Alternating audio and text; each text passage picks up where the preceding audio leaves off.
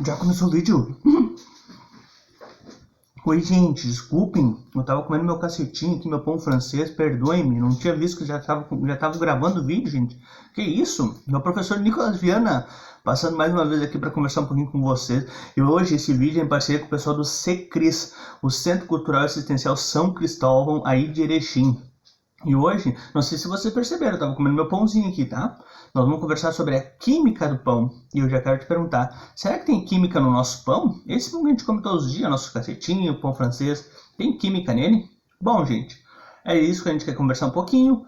E eu quero perguntar para você, já fiz esse primeiro questionamento inicial, tem química? Tem muita química. E é sobre isso que o professor Nicolas vai conversar com vocês rapidinho nesse vídeo curtinho, tá bom? Se a gente voltasse na história, o pão foi um dos primeiros alimentos produzidos pelos homens, tá? Ele tem uma importância histórica na nossa sociedade e ele é muito consumido nos dias atuais. Todo mundo quase consome um pãozinho, que seja diariamente, ou lá de vez em quando come um cacetinho e um pãozinho francês, como você quiser chamar, tá bom? Nós no Rio Grande do Sul chamamos cacetinho. Você está recebendo na sua casa uns cacetinhos ou pão francês congelado. E eu quero perguntar, nesse pãozinho que tu tá recebendo em casa, não nesse que o professor tá comendo, já tá pronto aqui, ó. Mas nesse aí, será que tem química?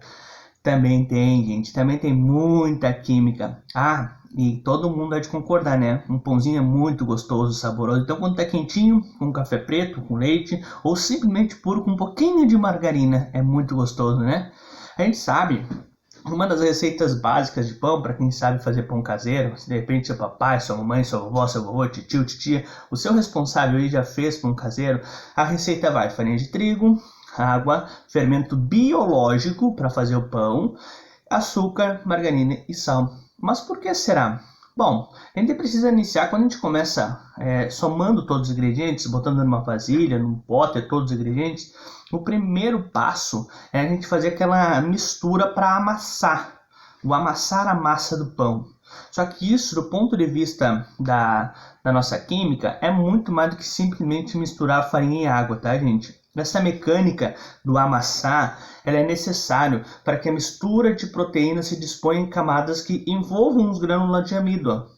Então, esse amido, eles são componentes presentes na farinha de trigo, tá bom? São componente básico da farinha de trigo. E é preciso a gente fazer esse processo mecânico de amassar para que os grânulos, eles consigam, então, se disponham nessas camadas, tá, gente? Então é muito importante. E essa é a massa que vai conferir a massa do pão a sua consistência característica. E você de repente já se perguntou, se tu não parou para perceber, pega um pãozinho, você vai ver que tem espaço vazio nele, como se fosse pequenas bolhas vazias dentro dele. Ele é todo furadinho. E você já pensou por que ele é furadinho, professor? E eu que tô te perguntando, por que ele é furadinho, meu querido, minha querida aluna do CCRIS? Por que o pãozinho é furado? Bom, gente, é preciso a gente entender que dentro daqueles ingredientes que eu falei um pouquinho atrás, vai o fermento. Ah, também vai o sal, tá? E o sal é além do que dá sabor para o pão, tá, gente? A presença dos íons de sódio e cloreto é indispensável para a maior aproximação entre as cadeias de proteínas, contribuindo assim para a formação de uma massa mais forte e menos pegajosa. Veja, tudo é química dentro da massa do pão. E voltando à pergunta que eu fiz para você, quando a gente faz a massa, a gente sovou ela, apertou bastante ela, amassou bastante ela, a gente deixa descansar. E esse processo de descansar faz com que o pão cresça de tamanho. Mas, professor, como que ele cresce de tamanho? Que boa pergunta, né? Se a gente deixou ali uma massa desse tamanho, como que ela vai crescer de tamanho? É química, pessoal. Bom, gente, nesse período em que a massa está descansando, em repouso, o fermento, a levedura vai entrar em ação. Bom, para que você entenda, o fermento é um fungo, tá, gente? Um fungo chamado levedura. Ah, professor, mas como assim é um fungo? Bom, existem vários tipos de fungo e o usado no fermento biológico é o fungo chamado levedura. Por isso que é biológico, tem vida, tá?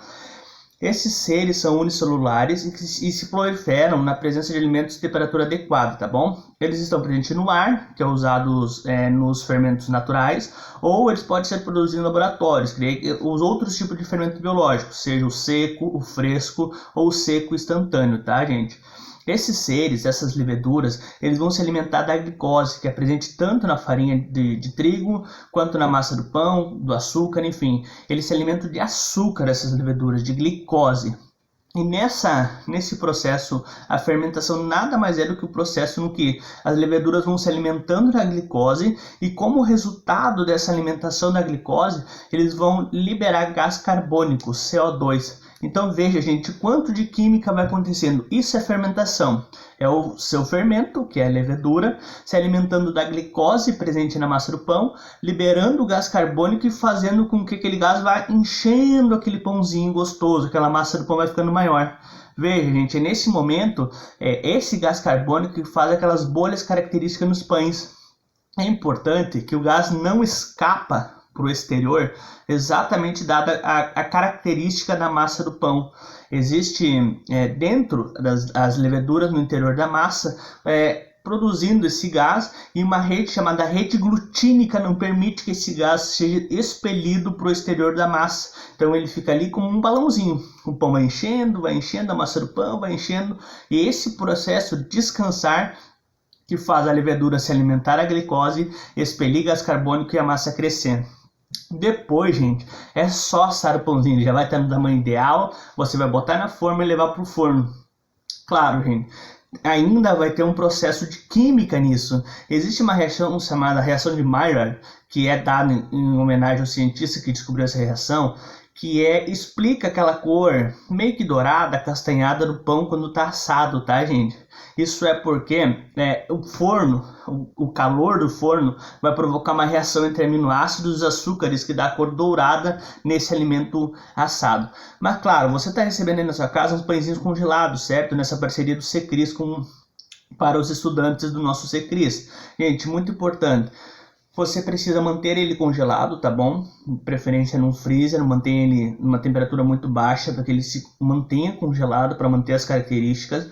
E quando você for assar, você vai precisar retirar do freezer na temperatura natural e a temperatura ambiente, deixar ele descansar. E importante, depois de descongelado, ainda é necessário esperar que ele descanse um pouco para que ele justamente tenha esse crescimento nesse cacetinho, tá, pessoal?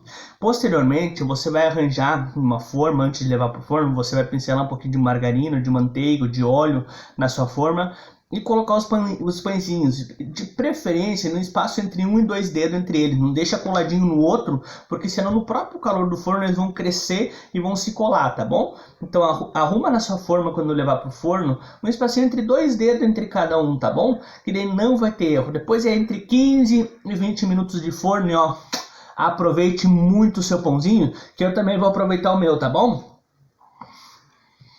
Foi um prazer ter encontrado vocês hoje de novo. Professor Nicolas vai ficando por aqui. Cacetinho é muito bom, gente.